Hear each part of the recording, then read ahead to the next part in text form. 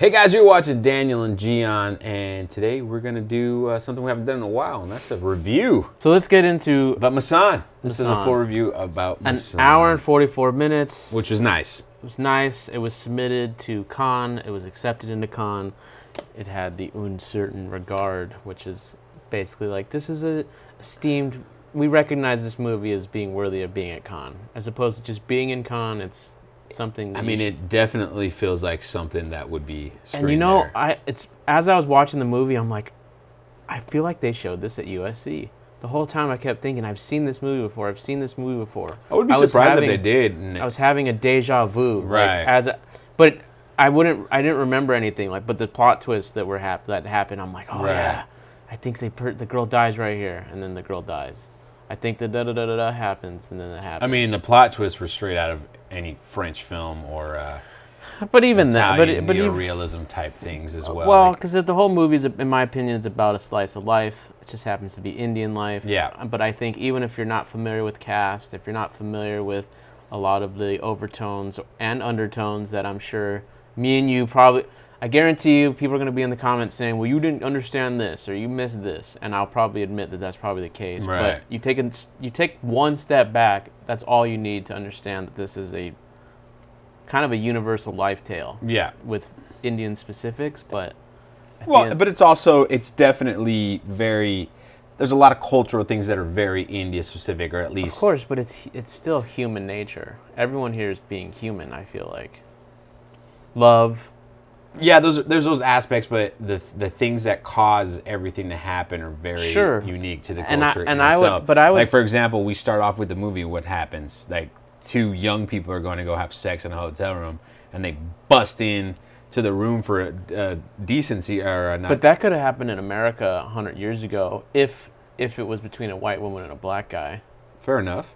And they might even have killed the black guy right then and there. Right. So I understand. Like, I'm not arguing. I'm not trying to strip away the film's Indianness. Mm-hmm. I'm just saying, as an outsider, even though I didn't get There's all of it, things that you can relate to, right? For sure. And I still felt Across attached the board, to the characters. Could, yeah. I still attached to the situations. Angamali Diaries. That movie went over my head in terms of all the cultural nuances, because it's very, very.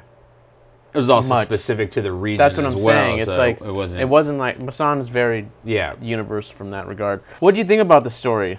I mean, it's a linear narrative, but no main characters, no real development in the traditional sense. You know, I didn't mind it until the ending. The ending was very abrupt for me. Them leaving together, and it was just kind of like it was just. Oh, I loved it. Whatever. Not me. I was like, this is so.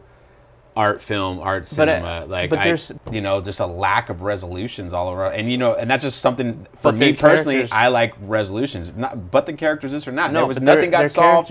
I know, but because life doesn't get wrapped that's up the problem, in a bow. And that's the issue. Is when I watch films, I watch your issue. It is my issue. No, I know, but I'm just clarifying. It's not the issue. Well, it's definitely an issue, and it's definitely there's a reason why it gets accepted at film festivals, and it's not screamed. But we're not. But you can't. I can say whatever I want to. You can say your issue, not the issue. There's no issue with the movie. The movie is the movie. Okay. Well, I think the semantics matter. Well, they matter to you. I mean, I wipe my ass with them. For me, the way the movie ended kind of soured the film for me. I just didn't like it. But it was it felt cheap. I don't know about cheap because it wasn't cheap for you. I think maybe not. I think the it was cheap for me. I think if you want to say cheap, I think the things that were cheap, we could say the girl dying off screen, drowning or whatever, and the boyfriend finding her in that way, kind of cheap. Him having the ring, him throwing the ring in the river, the little boy finding the ring. Right. That's kind of cheap. Sure. I would say those moments are more cheap than the ending itself. The ending actually makes the most sense because these characters are completely unrelated and they end up in this one spot.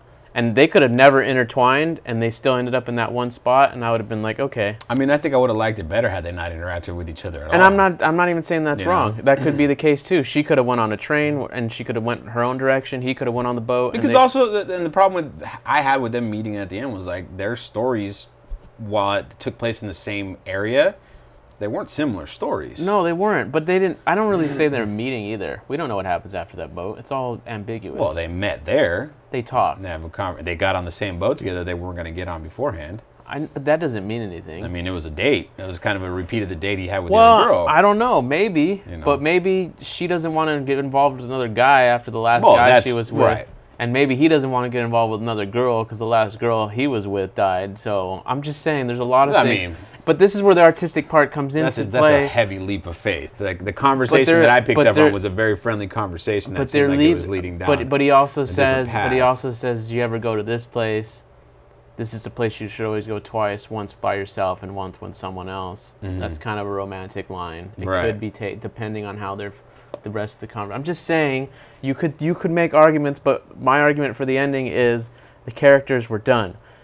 Like people that are morticians, that always seem to be a little off, and they're hanging out with dead bodies all the time, and that's your job where you see dead bodies. You're gonna be a little bit desensitized, melting like after a while, but you're smashing their skull in. Yeah. And you're telling their loved ones to open it up so their soul escapes from it. Like that'll fuck you up. Like eventually, even if it's not, there's a reason why. Maybe I'm wrong. There's a reason why Pops was a drunk, and I'm sure that has something to do with it. Well, that and him killing his wife inadvertently. No, it's a different guy. Which Pops? The Vicky Kaushall's dad. Oh, is a drunk. I thought you were talking about the girl's dad. No, we never see him drink. I just thought you were insinuating. No, Vicky Kaushall's dad's a drunk. That's when his brother sells the bonuses. Well, yeah, which is his dad is like wasted. Which is an interesting thing together too, because there's no like court system. I mean, that's a scene that's not supposed to be funny, but you kind of chuckle at because it's just so fucked up. Well, it's like it's reflective of the life that they're living. For the course. Like once again we have a crooked cop or a cop that's just the cop I wanted to get shot. Yeah. I wanted him to get killed, but he didn't get killed because that's not how life works, which is why I think this is at its core, it's a movie about theme. And there's a bunch of different themes, but really it's just about a slice of life because this is a perfect double feature for like Ship of Theseus. You didn't see that. No. But it's not similar, but it takes an approach to Indian cinema in a different way. Call it more westernized, which I'm going to assume is why people in the comments shit on the film because it's too westernized. Right.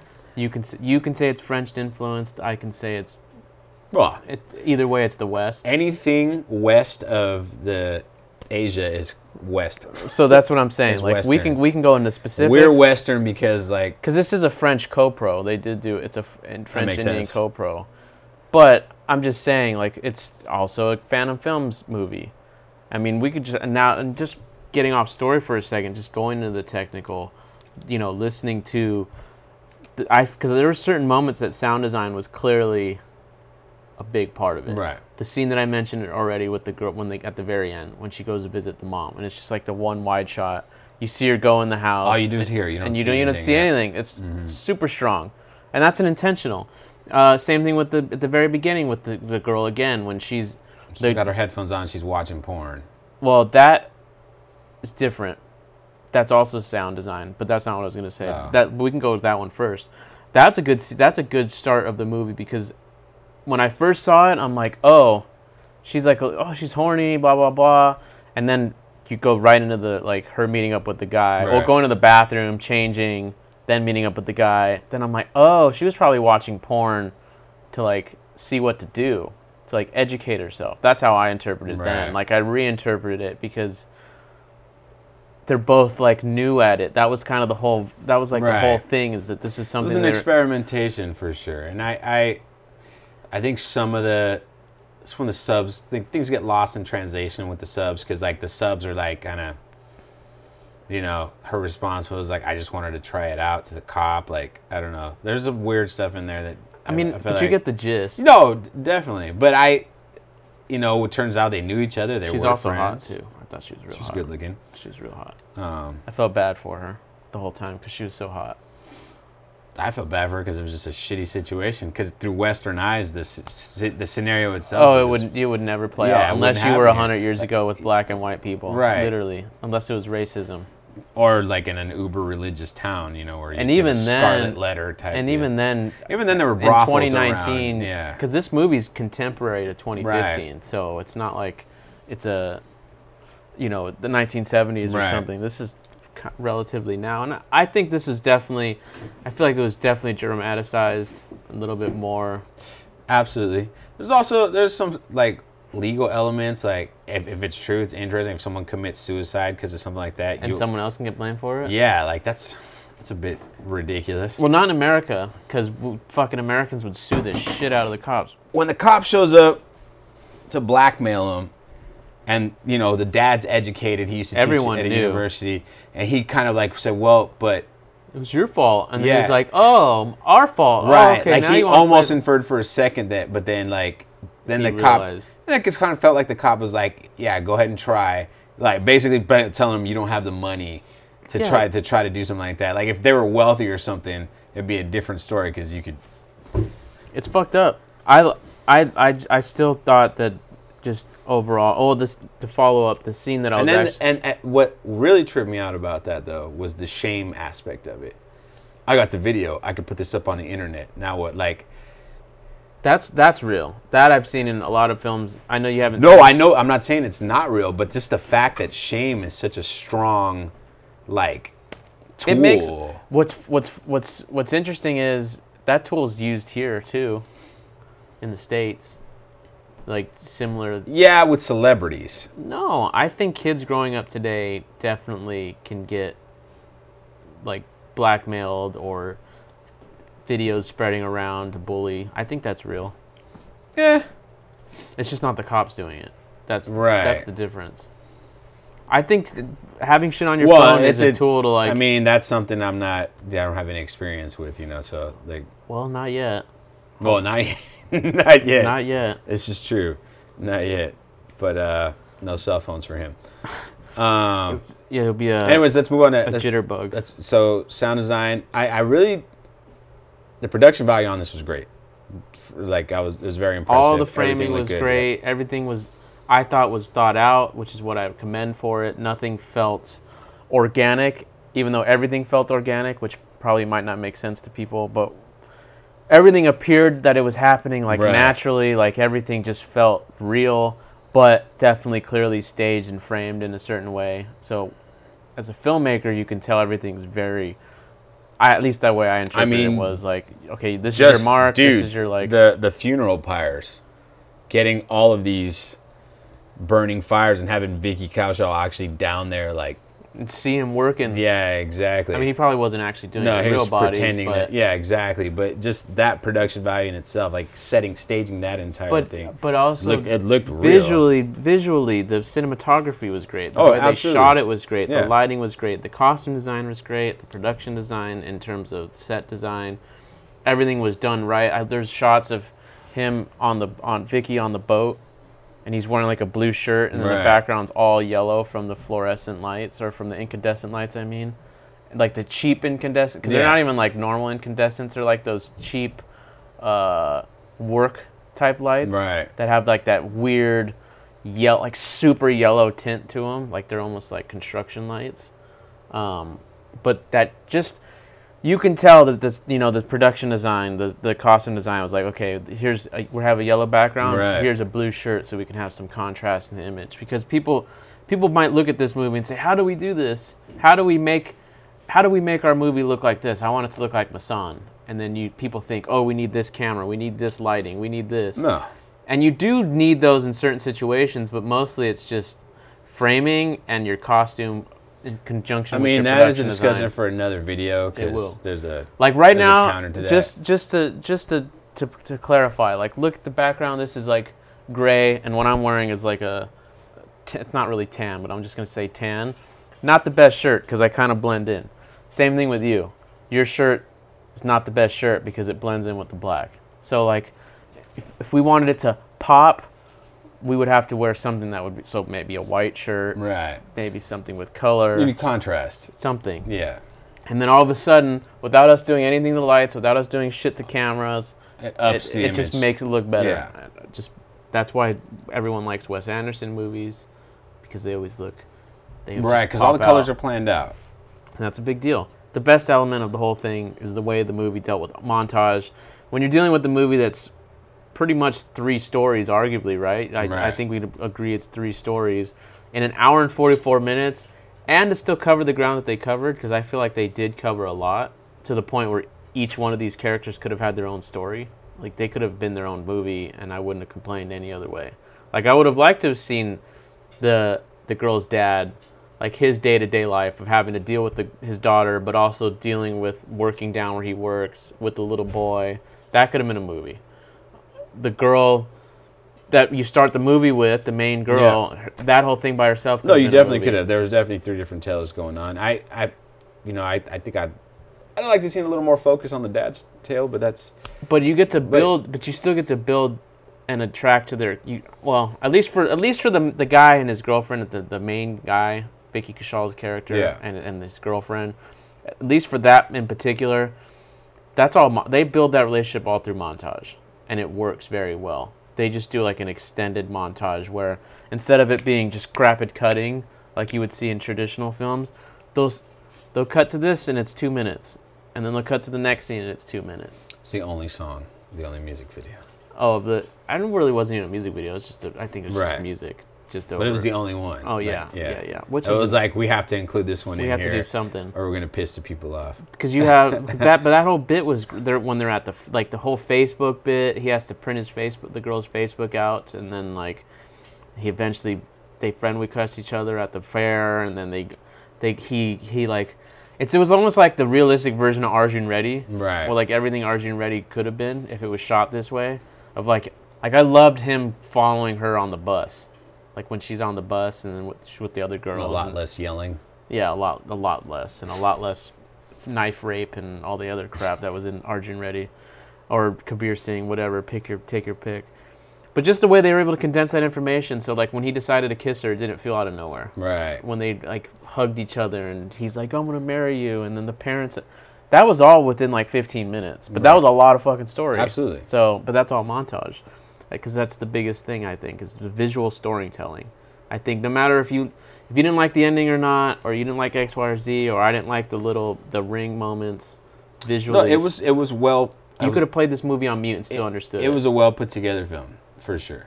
And everything looked nice. And it was a good job by the director, for sure. And the performances were all done. No, the performances were great. Vicky Kaushal is very, very talented. Yeah. He was the best part of Yuri, the surgical strike movie, and I believe him as like a big dude, so it's nice to see him as this meeker character. Right. He's not playing a big badass. He's kind of like a softie. Tripathi was in it too. He was little like weird role. Yeah, it's a weird innocent I was like role. The way I was waiting for him to be creepy, but he was just like, nope, this is just me. I'm really nice, and that's it. Well, he was lazy, really. Well, but that's it comes with being nice sometimes. You're just carefree. That's a better way to put it. Yeah, maybe not the smartest guy. But he doesn't care. No, he's just whatever. I'll just live with my dad. Like when he started talking about his dad and that whole, I thought that was leading to something else. Like maybe he was like trying to. Well, because they already played. If that was him hitting on her, and I thought they were gonna play that again. I was gonna say they already did the beat. Right. When the guy's like, "I want to fuck you." Right. Literally, he's just like straight up. He's like, "We're gonna fuck now." Yeah. And then she quit. So does this movie belong in your movie collection? Would you put this movie in your film collection? No. And why? No, I wouldn't put this in my personal collection because it's just not my kind of film. It's not something I want to revisit, per se. If we were speaking on like a filmmaking level, like studying stuff, I think there's stuff you could take from it and learn from it. So if it was a film school thing, I would put it in a film school collection, if that makes sense. But for my personal at-home collection, for my enjoyment, it's not something I would break out and say, hey, I don't think this is like the best representation of Indian cinema, because it's not really Indian cinema in my opinion. Although it takes place in India, it's made by Indian filmmakers, so on and so forth. It's a co-pro, so it's like it's also exactly it's a co-pro there. The co-pro aspect is ultimately what makes it. If you were to make the argument about it not being Indian, I think that's the main argument, because it's a co-pro. Because if it was like straight up like Phantom Films movie and it was the same fucking movie, I don't think anybody could say it's not Indian. Right. It's just not traditional at that point. But now you say it's co-pro, then it's like, who is influencing what? Then there becomes a question. But for me, it goes into my collection. I would put this one in my collection for sure. If there was a Blu-ray out there, I'd put it right alongside Ship of Theseus. I enjoyed it. I just liked it. I liked the subtlety. I liked that it was different. I would not want every Indian film to be like this. I think the reason why I liked it is because it is such a rarity, so it's kind of refreshing because it just gives you a different visual look at things. It doesn't even matter about the story and about the cast and all the other themes that get brought up, but just like you said, on a technical level, it's showing India differently. In my opinion, they made India look just as beautiful as anywhere else. You know, the story could be set in LA. You know, I see certain movies like Heat. I just watched Heat recently, and LA looks beautiful. And I live in fucking LA, and I don't think it looks as beautiful as it does in the movies. But they made India look just as beautiful as anywhere else in the world. And I don't think that's a disservice to other parts of India. I'm just saying that I think visually you can make anything look amazing. And, you know, I think this is an example of making something that maybe doesn't look the best in real life, but it made it look super cinematic. Yeah, so for me, on a technical level, it belongs there. But as a filmmaking thing, too, I think there's a lot you can pull from. Like, you can add these subtle moments into an overall arcing narrative to make your characters better. Absolutely. So, for me, it's... There's always things to pull from films. Put a number on it. I'd probably give it like a 6. See, and I think that's decent for you. For me, it's a solid 9. I don't think it's because my only real complaints is that it wasn't longer, honestly. Like I would have liked to actually see a little bit more resolution with the cop. Which is interesting that you say that, because I feel like if it would have been longer, then it wouldn't have been the same thing. You might not have ended up. You might have liked it less. I agree, because it doesn't give you a chance to shit on it. It doesn't. I'm just saying that, but I enjoyed the dynamics. I thought this could have been a TV series type thing, like a 4-part miniseries or something. Right. You know, but that's just me. It's kind of reminds me of Adobe God a little bit in that way too, where I get involved with the more subtle aspects, so I want to see more. But there's a lot of things I didn't like the fucking girl dying randomly. It was just total shock death. Like, oh, she's dead. You can see the ring, but that's visual storytelling though. Well, I also felt like there was a little foreshadowing there. Yeah, but even still, it's still abrupt. Like the second he got woken up to go down and work in the whatever time it was, 2 a.m, I knew something wrong. Like because they were saying there was extra bodies or whatever. Like there was a big workload. Well, they're like, no, your dad's drunk. You got to come out and work right now. And he was like, because there was a lot of bodies. There was yeah, like and that's something like. And the way the camera moved onto it and everything, like I knew it was gonna be somebody he. Well, because it just held. I didn't know it was her. Like I will say that much. I wasn't expecting it to be her. I thought, I don't know why. Now in retrospect, I should have. It was there the whole time. I was thinking maybe it was gonna be a friend of his or something like that, or. Well, because the way they just held on him, and you knew like, oh, something bad's happened. I mean, just like when the cop came and the girl's in the room, and it just holds on that wide shot, and it's like super awkward. For some reason, I was thinking there was going to be a connection. That was going to be the connection between him and the other 2 characters in the story, and they weren't connected. Yeah, and it wasn't connected at all. It was like This is like India's version of Babel, right? But not 3 hours or right. not 2.5 hours. And that's not to me. That's not a disservice. And there's no nanny taking the white kids over the border into Mexico. No. Yeah. Getting shot by and then getting Pakistani stranded. soldiers. Then getting stranded by her nephew. Were they Pakistani or they were Afghani? It's been so long since I've watched that film, I couldn't tell you. That's going to do it for us, guys. Thanks for watching. Hope you liked this review a little bit different than normal. I know it's been a long time. We're going to get around to those other ones. Let us know in the comment section if you want us to put up another poll. Or no polls. We're going to do Monte Carlo next. Well, there you go. Popular demand. And we will see you next time. Thanks for watching.